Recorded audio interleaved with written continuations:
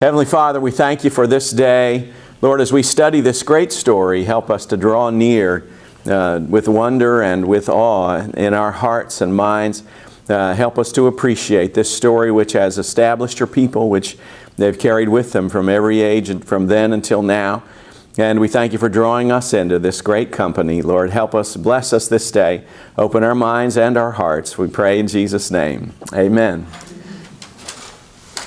All right, now this is the story of stories, and we're going to try to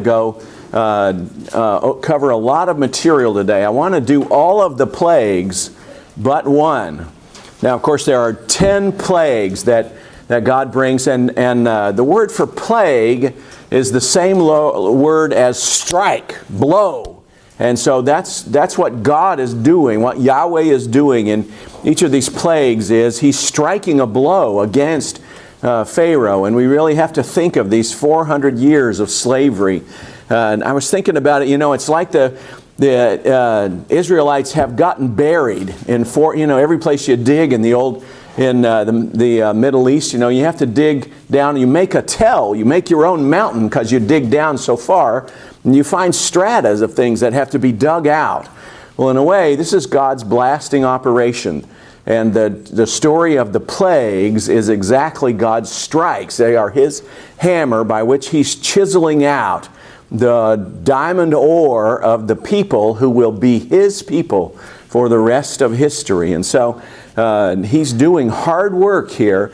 But in another way, we'll see numerous instances of which He is showing to the Pharaoh, this ain't hard work for me at all. There's nothing that you can do. I own everything that you think of as powerful and power, and I'm going to show you that. In a way, every one of these plagues is God striking another blow against the Pharaoh as he takes the people away, the Pharaoh thinks belongs to him, and says, no, I made those people for myself, and forevermore now I'm going to bring them back to me and make them my own.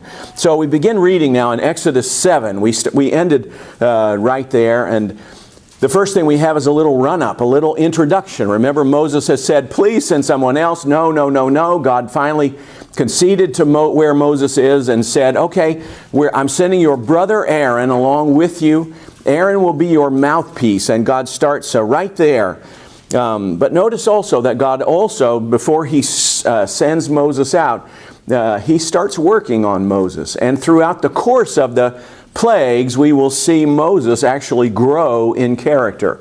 And we'll see him grow through his role in the story of the plagues. I'll say some more about that in a moment. First of all, let's read. There's a lot of reading here, so let's chew off a big chunk.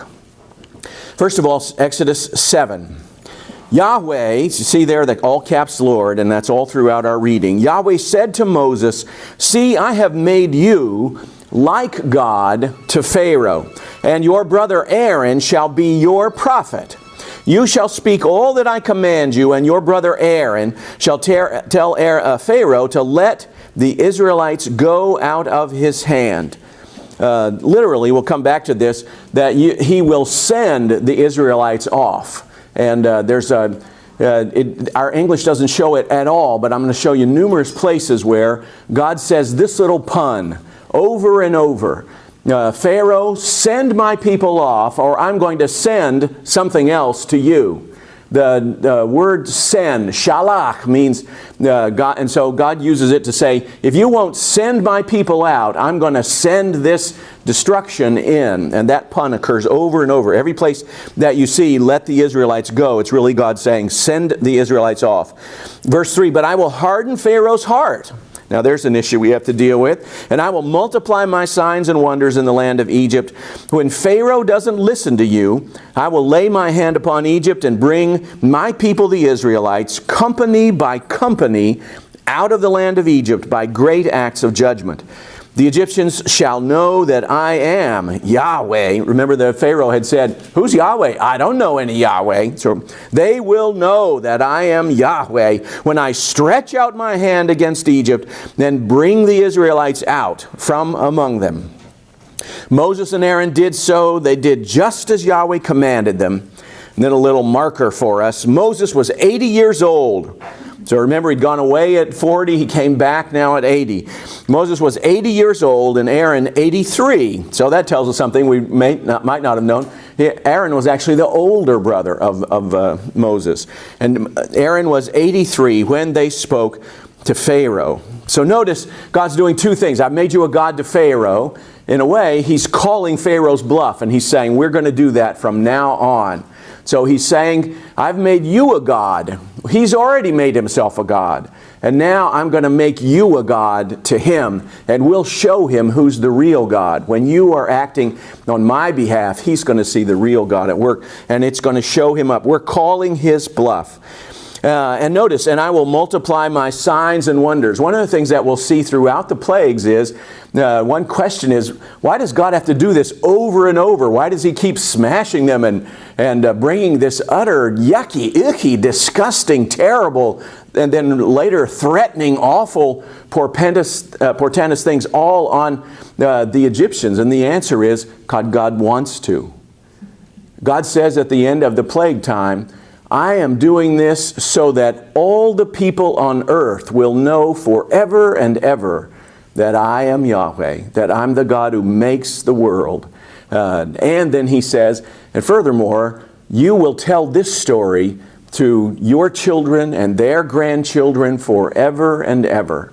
And he says to Pharaoh at the end, a little echo of that, he says, and there has been nothing in Egypt. Your parents didn't see this. Your grandparents didn't see this. So you see, what the Israelites are going to do, they're going to unfold this story forever. And you Egyptians, you're going to roll this story up because nobody in Egypt has ever seen anything like this, and you're not going to want to tell them. So, all right, let's go on. Verse 8.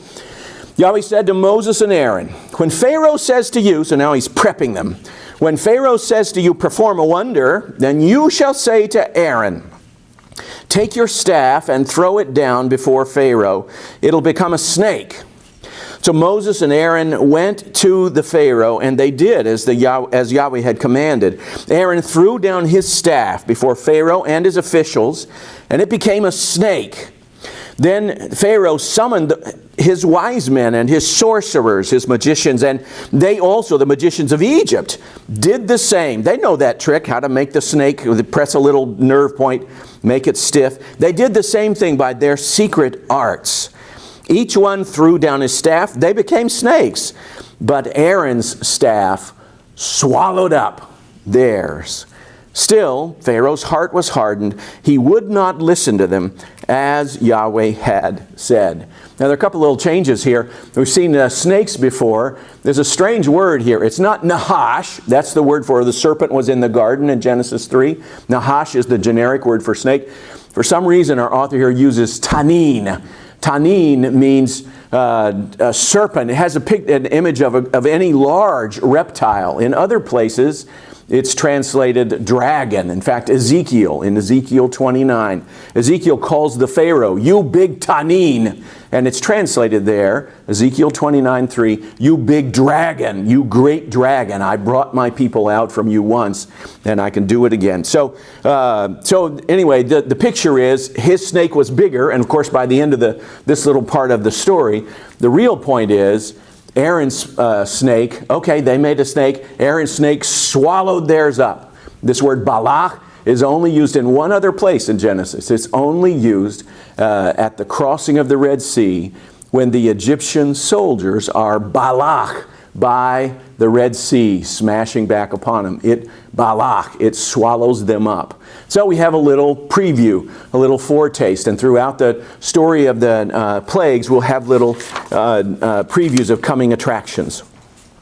All right, verse 14. Then Yahweh said to Moses, Pharaoh's heart is hardened. Now, who hardened it? Well, that's what we're going to have to talk about. But anyway, just let's go closer to the plagues. He refuses to let the people go. Go to Pharaoh in the morning. Notice, as he's going out to the water. What's he doing? Well, like everyone, in Egypt, especially the rich, he's going down to the morning for his morning ablutions down by the riverside. He's going to just prepare himself for the day. But notice another little echo. Who went down to the river, particularly from Pharaoh's party? Well, of course, we think immediately of the echo back to Pharaoh's daughter going down. This is where Moses got into the party in the first place, how he got into action. So now God sends him back. So a little echo from Moses' own life of how he went down to the water before. You go to Pharaoh in the morning, Moses, as he's going out of the water. Stand by the riverbank to meet him.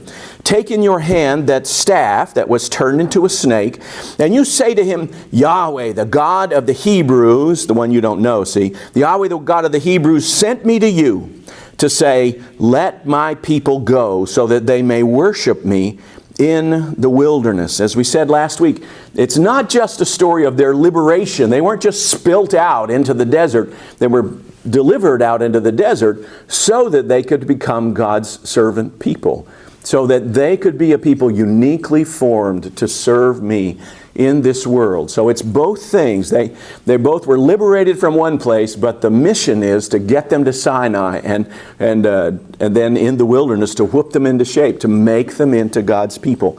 That's the picture of our lives. You know, when we think about our salvation, that's what salvation is all about. It's not just, oh, Jesus made me free. Well, where do I go now? No, where you go is God has a Sinai to take you to. God has this word that has come down from the mountain, so to speak, and He wants you to fashion your life after it now. So both these things are important. Let my people go so that they may worship me in the wilderness. But until now, says Yahweh, you haven't listened. Thus says Yahweh, by this you shall know that I am Yahweh. He keeps repeating this because remember the Pharaoh said, I don't know Yahweh. Who's Yahweh? I don't know any Yahweh. So he keeps repeating this. You are going to know I am Yahweh. See, with the staff that's in my hand, I will strike the water that's in the Nile. Now, this was one of the three signs. But remember, they didn't do it before because they weren't by the Nile. They were back at Sinai. I will strike the water that's in the Nile, and it shall be turned to blood. The fish in the river shall die. The river itself shall stink, and the Egyptians shall be unable to drink water from the Nile. The Lord said to Moses, say to Aaron, take your staff, stretch out your hand over the waters of Egypt, over its rivers, its canals, its ponds, and all its pools of water, so that they may become blood. There shall be blood throughout the whole land of Egypt, even in vessels of wood and vessels of stone. Now that's a little fancy translation. What's he talking about? He's talking about even in buckets and even in jars. Wow, even that water will be turned to blood? Yeah, okay. Now let's just talk about this for a little bit. The plagues. There are 10 plagues. You can see I only have 9 up here. There are only 9 because the first 9 are really the run up to the big climax. The big climax, of course, is the Passover, the death of the firstborn, which makes the Jews into the delivered, the saved people of God. But on the run up into that are these 9 where God literally kind of draws it out. But scholars in studying this have found all different kinds of ways to try to package these 9 and to say, well, how do they fit together? Is there a flow to them? And so I just want you to see some similarities in this long story of their telling. In the first place, the 9, almost all scholars are sort of arranged into triads, into sets of 3. So I've just numbered them 1, 2, 3, 4, 5, 6, 7, 8, 9.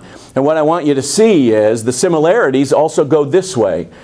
So in other words, they're triads. So when you get to number 4, the flies or the stinging flies, I like to think of them as the horse flies because that's the point. They're creating misery. When you get to the flies, then you have similarities with the blood. When you get to the livestock, you have similarities with the frogs and so on, the boils and the gnats. And so these 3 all have similarities in how they are told. These 3 have similarities in how they are told, and these 3 as well. For instance, in all 3 of the firsts of the triad, as I just emphasized, Moses is told, go out to Pharaoh in the morning. Rise up early in the morning and go see Pharaoh. Just like he said at this first one with turning the Nile to blood. So get up early in the morning. That's the little code word for number 1, number 4, number 7. At the second ones, Moses is told to go into Pharaoh. In other words, the picture is he's going in right into the palace of Pharaoh. So for number 2 and 5 and 8, he's going into where Pharaoh is. And in each of these, he's giving a warning, of course. This is going to happen to you, Pharaoh, if you continue to refuse the Lord.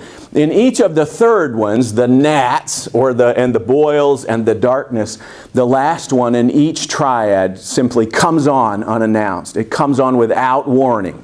And in fact, God just says, okay, well, watch this, and lays out something heavy upon the Egyptians. So other scholars, there's a very wonderful Italian scholar named Umberto Cassuto, and he says that they arrange into groups of pairs. And he says by the theme of them, there are 2 of them that have something coming from the Nile, the blood. The frogs will also come up from the Nile. There are 2 of them that involve insects, the gnats and the stinging flies. There are 2 of them, 2 epidemics that involve beasts and humans each. And then the final twosome is number 9, and the last thing, he pairs up the darkness and the death of the firstborn. Okay, does that one fit? Well, when you have a model, you have to make everything fit. So, when you have the cookie cutter, everything comes out like the cookie cutter, doesn't it? So, anyway. But anyway, it does help us to kind of think about them and think about similarities in them. All right, so now let's go on. We've seen Moses now go out for the first. And remember, God said the river will be turned to blood, the fish will die, the river will stink, and the Egyptians will be unable to drink the water. Well, notice the very next thing, verse 20. Moses and Aaron did just as Yahweh commanded. In the sight of Pharaoh and of his officials, he lifted up the staff. He struck the water in the river, and all the water in the river was turned to blood. And the fish in the river died. The river stank so that the Egyptians could not drink its water. Notice verse 18 is almost an exact little mirroring of verse 20 right below it. In other words, the emphasis is everything God said that was going to happen. Nile to blood, river, fish die, river stinks, people can't drink. Then everything happened. The Nile turned to blood, the river stank, and the fish died, and then... So just to say to us, everything, and that's going to happen all throughout the plagues, everything God says through Moses is going to happen. It happens in exact step, and even God's going to ramp it up and to show, really to do little tricks. And wow, he's going to say to Pharaoh, you want me to stop this? Well, tell me when you want me to stop it. Bizarrely, Pharaoh doesn't say, well, stop it right now. Pharaoh says, okay, tomorrow. Which was kind of awful because there are frogs everywhere, kind of coming out of his shirt and coming, sitting on his... And so anyway, we'll see that in just a second. Notice that all the plagues, though, are acts of nature. And in a way, this is the whole point. Yahweh is the God who made everything. I am who I am. I'm the one who is self-existent, we would say. I make everything. Everything else is after me. And the way that Yahweh demonstrates that is by using everything that surrounds the Egyptians, everything that's a normal part of their life, and to say, I, Yahweh, am the one who made this. And as Genesis says, I ordered it all. I put all the animals in their places, and I even gave it the order of the pinnacle of creation. I put the man and the woman in there, and I said, now you have dominion. In other words, you're in charge of running this place. So now, with the Pharaoh pretending to be Yahweh, Yahweh's going to say, wait a second, I'm the one who holds it in order, and watch this. I can take my hand away any time I want. I can let it all just run right back into how it started, which all the creation stories of all the peoples of the Middle East were. Creation started in just a teeming chaos. It was just a mass confusion. And the gods, and particularly the story, if you think about the first page of Genesis, why is it so calm and ordered, and so liturgical, and so everything happens right one after the other? Well, the answer is showing how God set everything in order. The plague stories are about God uncreating little pieces of His world, sort of picking one and just saying, well, watch this. you know, you think the gnats all just, they come from somewhere and they go back to somewhere, and oh, you have to, but what if they were just everywhere? You know, they could be, and so God allows them to be. One of the interesting things here is it's kind of the it's sort of the comic relief of the whole thing. The magicians turned the river. I'm sorry, we didn't go on to that. Let's go on to that. Moses and Aaron did as they did. The river blood was throughout the whole land of Egypt. I'm now at verse 22. But the magicians of Egypt did the same thing by their secret arts. Did what? They turned water into blood. Now, one question everybody has is, where'd they get more water? Wait, I thought they just turned water. And so ancient commentators particularly worry over things like this, and they say, well, they must have dug some up. You know, he did all the Nile and all the little tributaries and stuff. They must have dug a new well and got more water. However they did it, they did the same. But the odd thing, and really the comical thing is, yeah, but wouldn't it be better if they turned the blood back into water? Wouldn't that really be helpful? We don't really need more blood around here. You know, we're already living on a Hollywood set. We've got blood everywhere you look. They did the same. So Pharaoh's heart remained hardened, and he wouldn't listen to them, as Yahweh had said. Pharaoh turned and went into his house. He didn't even take this to heart. And all the Egyptians had to dig along the Nile for water to drink, for they couldn't drink the water of the river. 7 days passed after Yahweh had struck the Nile. So all of them acts of nature. These are also almost everyone, not everyone, but many of the plagues, over half of the plagues are also little strikes against the religion, because the Egyptians worshipped almost everything in nature, including the Nile as the source of life, you see, and that's why it's such a crime when the Pharaoh uses the Nile to be the place of death for the Hebrew babies. That's the outrage against God and against God's creation. The Nile is here to give life to this whole land. So, almost everything here is attached to a god or a goddess, and we'll see that as we go through. But especially with the Pharaoh's magicians, they're sort of the comedic source here. But they also kind of have their heads on straight, because even while they're pretending that they can do the same magic as Moses and Aaron, and they're trying to kind of call Moses and Aaron's bluff and show you guys are just really magicians, you might be well trained and you might have good technique and stuff, but we can match you. Very soon they can't match, and the things they do then just turn into a kind of, oh my gosh, why would you do that? And we'll see that in just a second. All right, now plague number 2, chapter 8. Then Yahweh said to Moses, go to Pharaoh and say to him, thus says Yahweh, let my people go, that they may worship me. If you refuse to let them go, I will plague your whole country with frogs. The river shall swarm with frogs. Now we've heard that word, remember, from Genesis and from the first pages of Exodus, swarming. They shall come up into your palace, into your bedchamber, in your bed, into the houses of your officials and of your people, into your ovens and your kneading bowls. Now, at this point, we're supposed to be reading and going, ew. I mean, if you're really imagining and tracking along with it, then you're getting the point. And Yahweh said to Moses, say to Aaron, but so notice, Aaron's still the spokesman, stretch out your hand with your staff over the rivers. He still has the staff, and the canals and the pools, and make frogs come on the land of Egypt. So Aaron stretched out his hand over the waters. The frogs came up. They covered the land of Egypt. Notice verse 7. But the magicians did the same by their secret arts. They brought frogs up the land of Egypt. Now that's just great. You see the Pharaoh saying, can't you guys do something? So the magicians go, more frogs. And the Pharaoh's going, that's not what wait, what? More frogs? That's not the problem. We don't need more frogs.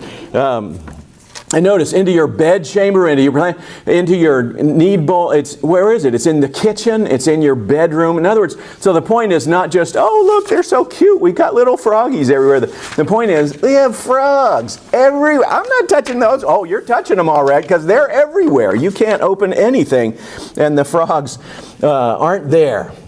Then Pharaoh called Moses and Aaron, verse 8, and said, pray to Yahweh to take away the frogs from me. Now this is new. So he's at least kind of acknowledging Okay, you guys are doing something I can't overcome. And I will let the people go to sacrifice to Yahweh.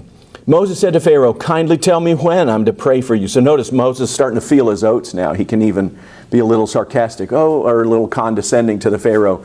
All right, when would you like him to go away? Of course, the obvious answer is, well, how about right now? Right this second. And so, in a way, it tells you about the obtuseness of the Pharaoh and how he thinks that he's just toying with Moses. He said, tomorrow. Moses said, as you say, so that you may know that there is no one like Yahweh our God. The frogs shall leave you and your houses and your officials and your people. They shall be left only in the Nile. Then Moses and Aaron went out from the Pharaoh. Moses cried out to Yahweh concerning the frogs that he had brought upon Pharaoh. And Yahweh did as Moses requested. The frogs died in the houses, the courtyards, and the fields. They gathered them together in heaps, and the land stank. But when Pharaoh saw that there was a respite, okay, but that's the end of the frogs, he hardened his heart and would not listen to them, just as Yahweh had said. Now, notice the change in the saying there. We hear three things about Pharaoh. Pharaoh hardened his own heart, and you heard that there. He hardened his heart. When other things will happen, we just hear, and the heart of Pharaoh was hardened. So as if he's kind of staying in a neutral state. By the time he does this over and over, the last three plagues, we will begin to hear